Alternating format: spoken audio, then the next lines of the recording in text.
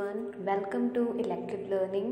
Today we will read lesson number 1, Hind Ki Chadar Shri Guru Tegh Bahadur. So let's move to its summary. First we will read about the early life of Guru Tegh Bahadur.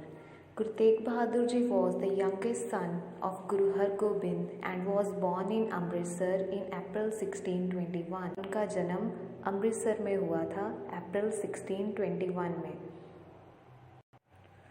For 20 years he lived a solitary life in deep meditation in the basement cell in the village Bakala near Amritsar.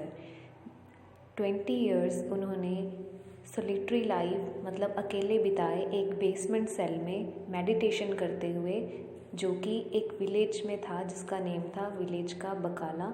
और बकाला village कहाँ पे है? अमृतसर के near है. Third point is, if we talk about childhood of Guru Tegh Bahadur, he was quite different from his brothers. तो अगर हम गुरु तेग बहादुर जी के बचपन की बात करें तो वो अपने भाइयों से काफ़ी अलग थे, इन द सेंस कि उनका नेचर अपने भाइयों के नेचर से बिल्कुल अलग था. Once as a younger boy, he was accompanying the marriage party of his elder brother, Baba Gurditta.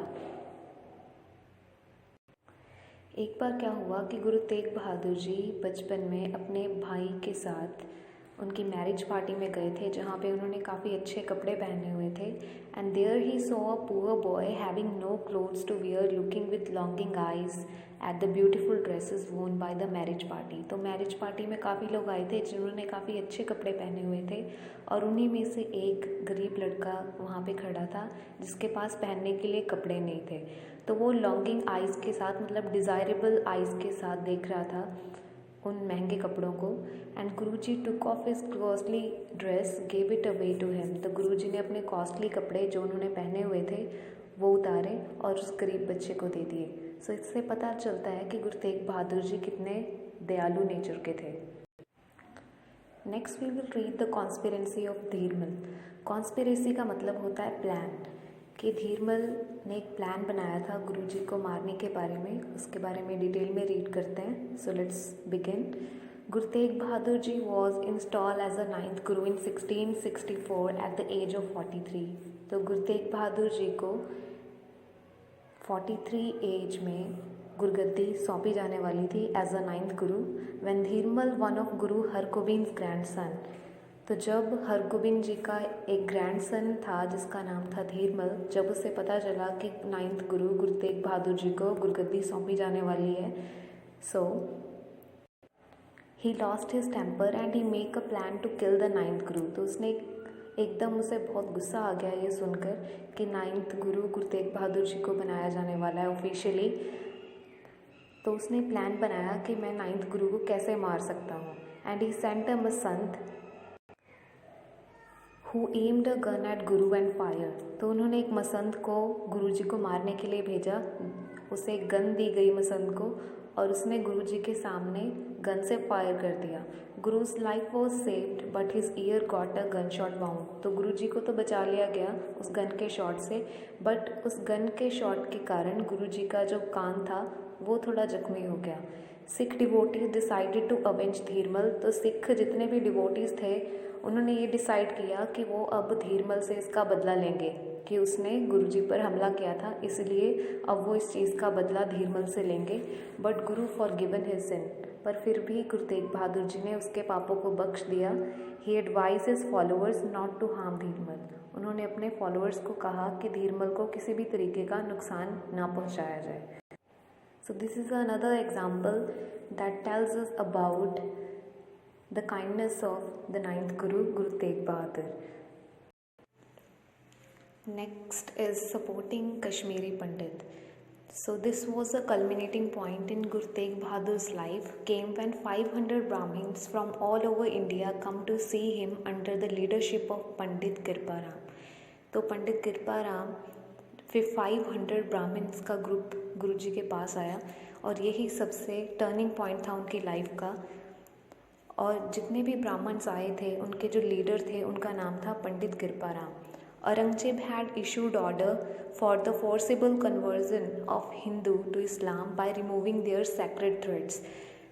तो जो औरंगजेब था उसने ये ऑर्डर किया हुआ था कि जितने भी हिंदू हैं उनको फोर्स करके उन्हें इस्लाम धर्म में कन्वर्ट कर दिया जाए और उनका जो सेक्रेड थ्रेड है जिसे जनेऊ कहा जाता है उसे उतरवा दिया जाए, मतलब उन्हें मुसलमान इस्लाम धर्म में कन्वर्ट कर दिया जाए। They appeal to Guruji to save their faith from Muslim ruler.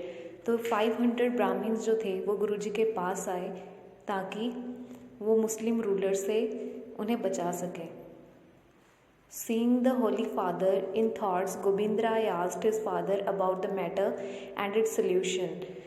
तो ये जब सारी बातें हो रही थी तो गुरु तेग बहादुर जी काफ़ी सोच विचार में पड़ गए।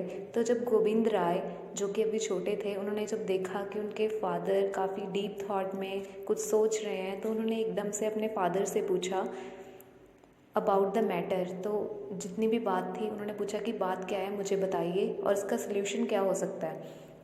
Guru Tegh Bahadur replied that they can be saved by the sacrifice of holy man. Then Gobind Rai remarked, "Who can be holier than you?" तो जब गोविंद राय ने पूछा था गुरु तेग बहादुर जी से इस चीज़ के बारे में, तो गुरु तेग बहादुर जी ने रिप्लाई करते हुए उन्हें बताया कि किसी भी होली मैन के सेक्रीफाइस से ही ये लोग बच सकते हैं। तो इस पर गोविंद राय जी ने कहा कि who can be holier than you, कि आपसे ज़्यादा होली पर्सन, धार्मिक पर्सन, पवित्र पर्सन कौन हो सकता है। Next we will read brutal killing by Mughals, कि निर्दयी हत्या कैसे की गई मुगल्स के द्वारा। After hearing this guru told the Kashmiri pandit, go and tell the Mughal rulers that you will agree to embrace Islam if they can persuade your guru Tegh Bahadur to be converted to Islam. तो अब कश्मीरी पंडित्स को कहते हुए, मतलब उनको दिलासा देते हुए गुरुजी ने कहा कि एक काम करो, आप मुगल रूलर के पास जाओ और उनको ये कहो कि अगर गुरु तेग बहादुर जी खुद इस्लाम धर्म में खुद को कन्वर्ट कर लेंगे तो जो 500 कश्मीरी पंडित हैं वो भी खुद को इस्लाम में कन्वर्ट कर लेंगे। इन Delhi, Guru's 3 followers were tortured by the Mughal officials in order to terrify Guru. इसके बाद धीरे धीरे गुरु जी को दिल्ली तक लेके जाया गया और वहाँ पे उनके जो 3 फॉलोअर्स थे, भाई मतीदास जी, भाई दयाल दास जी एंड भाई सतीदास जी, उनको गुरु जी के सामने ही टॉर्चर किया गया ताकि गुरु जी को डराया जा सके। भाई मतीदास जी को जिंदा ही आरे से चिरवा दिया गया and Bhai Dayal Das was boiled in hot water. Bhai Dayal दास को गर्म पानी में उबाल दिया गया एंड भाई सतीदास जी वॉज बर्नड अलाइव, और भाई सतीदास जी को जिंदा ही जला दिया गया। तो ऐसे जो मुगल्स थे उन्होंने कोशिश की कि कैसे गुरु तेग बहादुर जी को डराया जा सके, पर फिर भी गुरु तेग बहादुर जी बिल्कुल नहीं डरे। On November 11, 1675, Guru Tegh Bahadur took his early morning bath and recited the sacred Japji। तो नवंबर 11, 1675 को गुरु तेग बहादुर जी ने अपने मॉर्निंग बाथ लिया, उसके बाद उन्होंने जपजी साहिब का पाठ किया। Therefore he was bought out on the kotwali and seated on the platform. फिर गुरु जी को कोतवाली लेकर आया गया और उन्हें प्लेटफॉर्म पर बिठाया गया। The executioner took out his sword and at one stroke sever the Guru's head from his body. Executioner का मतलब होता है जल्लाद। तो जल्लाद वहाँ पे आया और उसने एकदम से अपनी तलवार निकाली और एक ही झटके में गुरु जी की बॉडी से उनका सिर, उनका धड़ जो था उसे अलग कर दिया गया।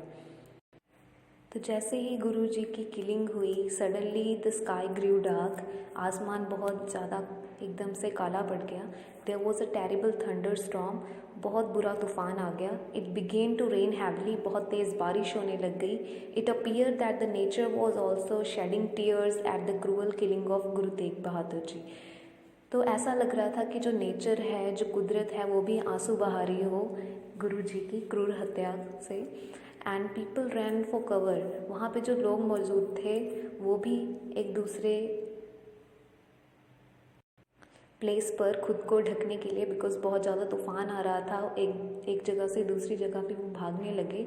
इन this confusion one of the Guru's devoted Sikh Bhai Jeta pick the martyred Guru's head and covered it with cloth.